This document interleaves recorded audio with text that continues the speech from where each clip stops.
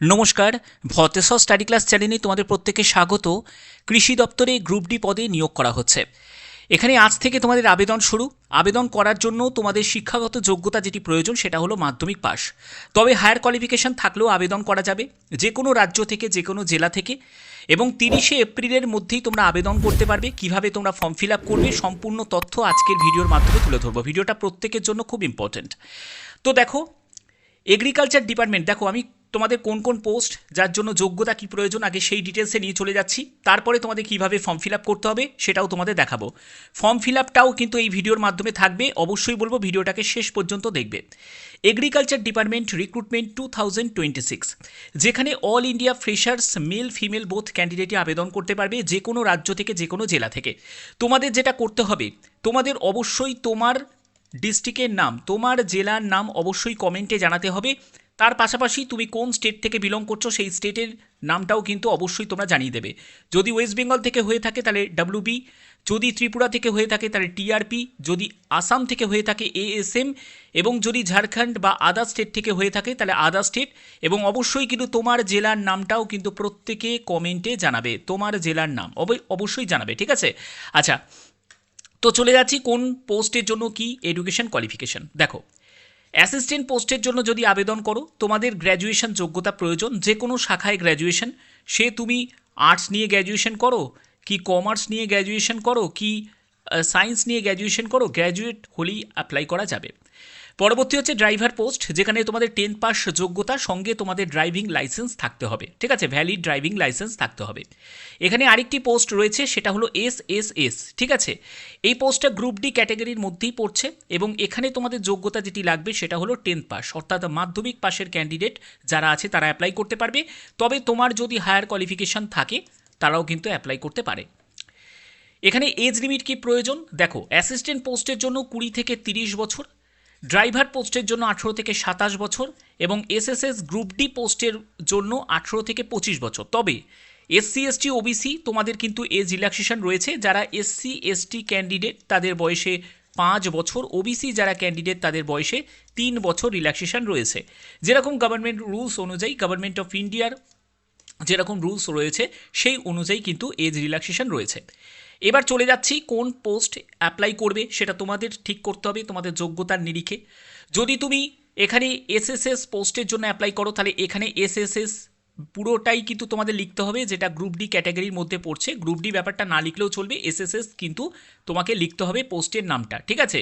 পোস্টের নামটা মানে একদম ফুল লিখতে হবে। আমি তোমাদের শর্টে এটা বললাম, এসএসএস, ওকে? এখানে তোমার প্রথমে ফুল নেম, একদম full name, first name, middle name, last name, ঠিক আছে?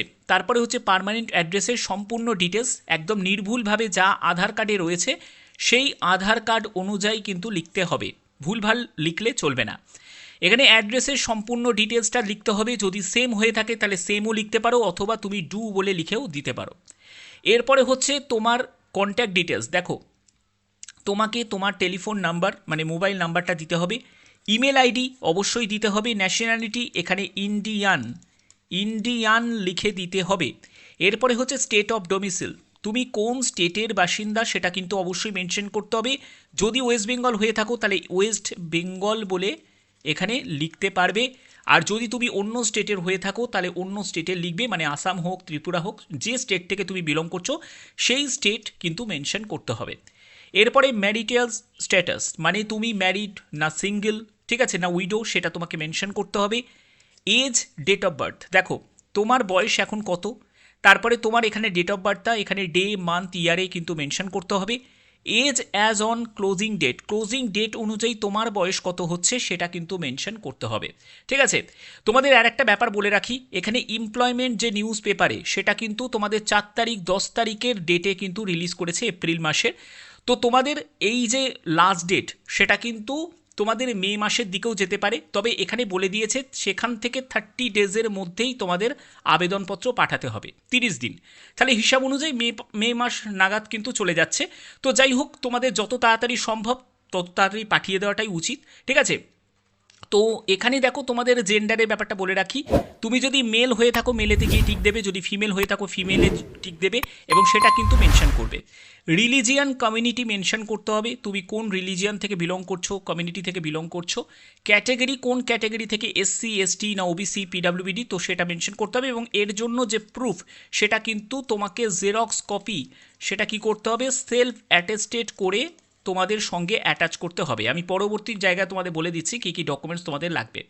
এরপরে হচ্ছে এডুকেশন কোয়ালিফিকেশান। দেখো তুমি যদি এস পোস্টের জন্য অ্যাপ্লাই করো তাহলে তোমাদের 10 পাস যোগ্যতাতে অ্যাপ্লাই করা যাবে। তারপরে কোন বোর্ড থেকে পাস করেছো, কী কী সাবজেক্ট ছিল, কত পার্সেন্টেজ বা ক্লাস বা গ্রেডে নাম্বার রয়েছে, কোন ইয়ারে পাস করেছো, কী কী সাবজেক্ট ছিল সেটা মেনশন করতে পারবে। ঠিক আছে, সাবজেক্ট অফ স্পেশালাইজেশন সেটা তোমাদের মেনশন করা যাবে এবং তোমার যদি হায়ার কোয়ালিফিকেশান থাকে সেটাও তুমি এখানে দিতে পারো। ঠিক আছে, এবং এর জন্য প্রয়োজনীয় মার্কশিট সার্টিফিকেট দুটোই কিন্তু লাগবে। ঠিক আছে, যদি টেকনিক্যাল কোনো কোয়ালিফিকেশান থাকে সেটাও তুমি দিতে পারো এবং এরও কিন্তু সার্টিফিকেট লাগবে। এক্সপিরিয়েন্সের কোনো প্রয়োজন নেই, যদি থাকে দিতে পারো, না থাকলে নাও চলবে। এরপরে যেটা তোমাদের লাগবে সেটা হলো ডিমান্ড ড্রাফট। দেখো ডিডি করতে হবে, ডিডির নাম্বার, ব্যাংক, ডেট সেটা মেনশন করতে হবে। এখানে বলে রাখি যারা এসসি এসটি এবং যারা মহিলা প্রার্থী তাদের কিন্তু কোনো রকম আবেদন মূল্য লাগবে না। বাদবাকি যে কাজ থেকে বিলং করছো তাদের কিন্তু আবেদন মূল্য লাগবে 500 টাকা, ডিডির তাদের কিন্তু করতে হচ্ছে। পরবর্তী হচ্ছে ডিক্লারেশন। দেখো এখানে প্রথমে তোমার নাম সম্পূর্ণ ক্যাপিটালে লিখবে, এখানে তোমাকে একটি সই করতে হবে, ডেট দেবে, প্লেসটা দেবে এবং কী কী ডকুমেন্টস তুমি সঙ্গে দিচ্ছ সেই ডকুমেন্টসগুলো লিখবে। দেখো প্রথমে তোমাদের লাগছে ডেট অফ বার্থের সার্টিফিকেটের জন্য বা তোমাদের 10th অ্যাডমিট কার্ড যেটা লাগছে বার্থ প্রুফের জন্য। তারপরে হচ্ছে এডুকেশন কোয়ালিফিকেশানের সম্পূর্ণ সার্টিফিকেট, মার্কশিট দুটোই লাগছে। তারপরে হচ্ছে যে তোমাদের কাস্ট, যদি তুমি কাস্ট থেকে বিলং করো, স্পেশাল কোনো রিজার্ভেশন কাস্ট থেকে, সেই কাস্টের ডিটেলসটা লাগছে। এছাড়া তোমাদের আধার কার্ড সেটাও তোমাদের লাগছে। আরও যদি অন্যান্য কোনো ডকুমেন্টস দাও তাহলে সেটাও কিন্তু এখানে মেনশন করতে পারো। এগুলো তোমাদের অবশ্যই দিতে হবে এবং এখানে দেখো application for the post of, যে পোস্টের জন্য অ্যাপ্লাই করছো সেই পোস্টের নামটা লিখবে। টু বলে যে ঠিকানায় তোমাদের পাঠাতে হবে সেই ঠিকানাটা এখানে মেনশন করতে হবে এবং ফ্রম বলে তোমাদের ঠিকানাটা মেনশন করতে হবে, মানে তোমার ঠিকানাটা এখানে। ঠিক আছে, এবং টু বলে তুমি যে ঠিকানায় পাঠাচ্ছ সেই ঠিকানাটা এখানে মেনশন করতে হবে। ঠিক আছে, ঠিকানাটা কোথায় পাবে আমি সব বলছি। দেখো ঠিকানার ডিটেলসটা এখানে কিন্তু রয়েছে, আমি ঠিকানার ডিটেলসে চলে যাচ্ছি। এই হচ্ছে ঠিকানাটা ভালো করে একবার দেখে নাও। দ্য চেয়ারপারসন, দেখো ICAR কৃষি বিজ্ঞান কেন্দ্রর তরফ থেকে এইখানে তোমাদের পাঠাতে হবে, বাই পোস্টে তোমরা পাঠাতে পারবে এবং পোস্টের জন্য তোমাদের এখানে লিখতে হবে application for the post of, যে পোস্টের জন্য অ্যাপ্লাই করছো সেটা কিন্তু খামের ওপর লিখতে হবে। কী কী ডকুমেন্টস লাগবে অলরেডি বলে দিয়েছি। SC ST ওমেন ক্যান্ডিডেটদের কোনো আবেদন মূল্য লাগছে না এবং এখানে দেখো আমি সম্পূর্ণ ব্যাপারটা কিন্তু ক্লিয়ার করে দিয়েছি। ঠিক আছে, এখানে সিলেকশনের জন্য বলি এখানে অনলি স্ক্রিন ক্যান্ডিডেট, অর্থাৎ একটা প্রথমে স্ক্রিনিং হবে, স্ক্রিনিং টেস্ট তোমাদের নিতে পারে এবং পরবর্তী তোমাদের ইন্টারভিউয়ের জন্য ডাকা হবে। এবং এখানে আর কিছু ইম্পর্টেন্ট কিছু বলা হয়েছে নাকি, যাকে এই জায়গাটা বলে রাখি, ইনকমপ্লিট অ্যাপ্লিকেশন হলে সেই আবেদন কিন্তু রিজেক্ট হয়ে যাবে, অবশ্যই এটা খেয়াল রাখতে হবে। তোমাদের এজ লিমিটের ব্যাপারটা অলরেডি আমি ক্লিয়ার করে দিয়েছি। অফিসিয়াল ওয়েবসাইট হচ্ছে এটা হলো অফিসিয়াল ওয়েবসাইট, এই অফিসিয়াল ওয়েবসাইটে ভিজিট করে তোমরা কিন্তু অ্যাপ্লাই করতে পারবে।